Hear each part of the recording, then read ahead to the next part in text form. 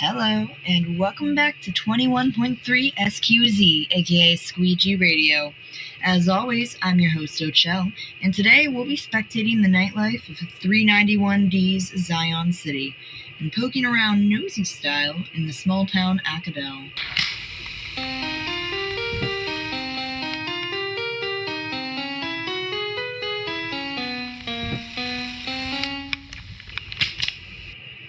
Introduction! 391D is one of those superpowered places that make people think in black and white hero and villain style. The T in this universe revolves around good old Maddie's lab, and later Caleb Sinclair's research. He managed to come up with these weird glowy balls that bring out true potential or something. The rant bored me sheerly out of how religion-based it was. Not necessarily a bad thing, but buddy, you're on TV. Everyone knows yapping belongs in stations like mine. Anyways, this guy makes these orbs and gives one to his daughter to get her to wrongly dish out justice. All set. Let me see my notes here. The poor girl decided to steal them and give one to her girl. This all took place in Acadel, by the way. And as a result, the orbs ended up releasing all over Acadel and Zion City. Some decide to fight for justice. Others rebel against the system and get their hands dirty. A few just want to stay afloat, yada yada. These are the cliff notes of our dear storybook for Overday Morrow, and this is what happens as a result. So, I've got some favorites here. I'll mostly track people I enjoy watching, and the Sweet Tart duo tend to be very entertaining. Ulta Claymore, aka Limeade, is contrastingly sarcastic and blatant to the rather aptly named Sugar Rush, or Lottie Parkins.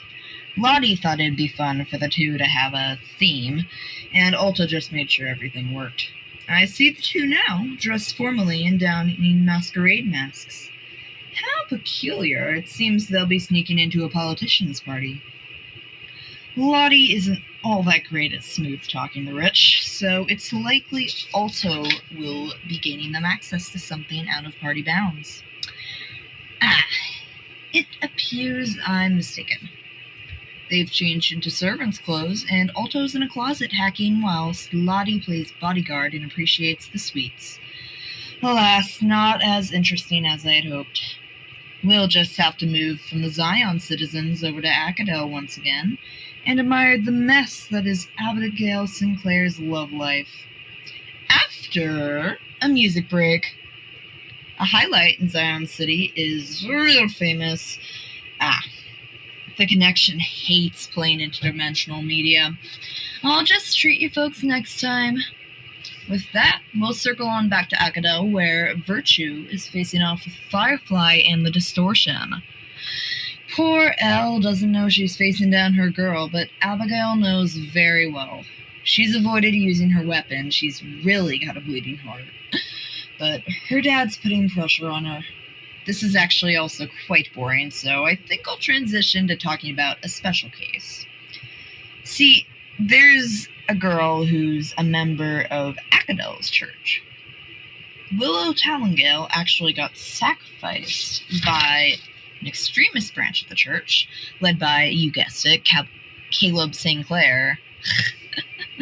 And they dragged her body all the way to a bog, which is like way too much effort, in my opinion, to take care of a body, but who am I to judge? Oh, right. I almost forgot. Yeesh, what am I doing? One of the orbs actually found it, so she now roams the earth as a rather divided ghost. I think that'll be all for today, but this is truly one of my favorite places to watch, so you'll hear from them in the future. Zeph Ocelle, signing off and spacing out.